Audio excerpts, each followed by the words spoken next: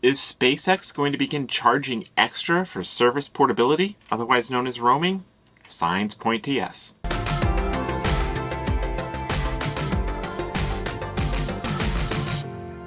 Hi, I'm Chris with the Mobile Internet Resource Center, here to give you an update on SpaceX's Starlink, SpaceX's massive global satellite broadband constellation that has been bringing service to more and more people.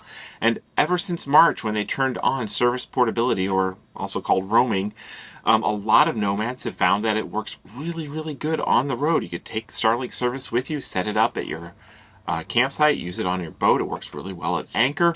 It is now so much more flexible because, well, Starlink is now working away from your registered home service address. This was a change that rolled out beginning of February for a few people and across March for all Starlink customers.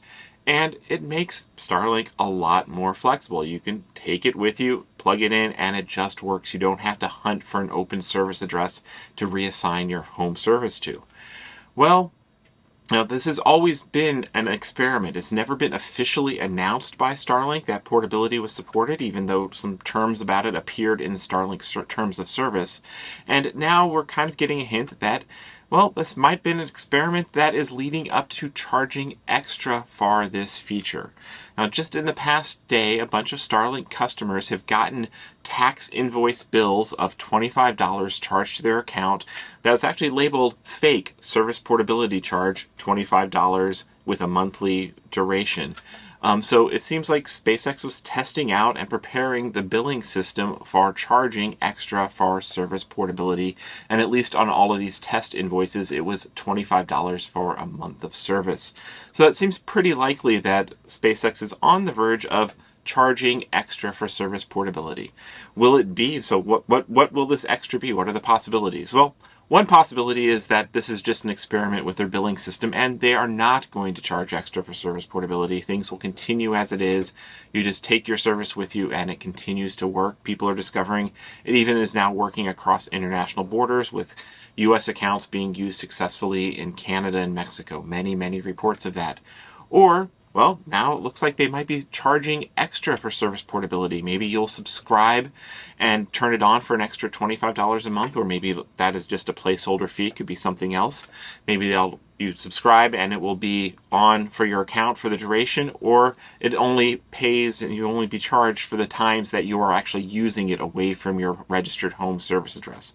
That seems like the most likely outcome, is that they're going to have this $25 charge start kicking in for people who travel with their Starlink service. And there's actually a chance that they might do this not a per month fee, but a per location fee. So every time you move your Starlink to a new location, maybe there'll be a $25 charge. That is plausible. That would be very unfortunate for nomads who frequently travel and who want to have something that just works wherever they go. So hopefully that's not what's coming. An extra $25 a month charge seems pretty reasonable. $25 per location, that can get painful very, very fast. So this is still all just speculation. We don't know exactly when Starlink is going to roll this out. It was just kind of a leaked thing from their billing system that a bunch of these invoices went out.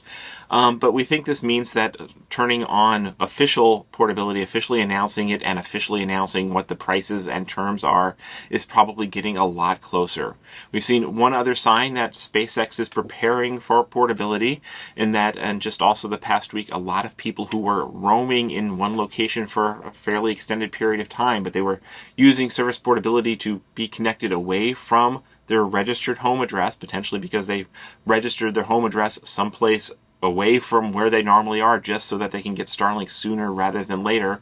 They've gotten updates from SpaceX saying, hey, we've updated your registered address to match your current location for better performance and for better service. So it seems like SpaceX is maybe cleaning house, getting people physically into their locations to match their service address and their physical locations to match, preparing perhaps to start charging extra for when you leave your registered official service address. So this is all likely to happen fairly soon. We'll be tracking it closely, and when it is official and not just leaking, stay tuned for more news here. These videos are brought to you by our premium members, our mobile internet aficionados. They make it possible for us to track this news and create these videos. If you like this video, please give it a thumbs up, leave a comment, subscribe to our channel, or better yet, consider becoming a member yourself.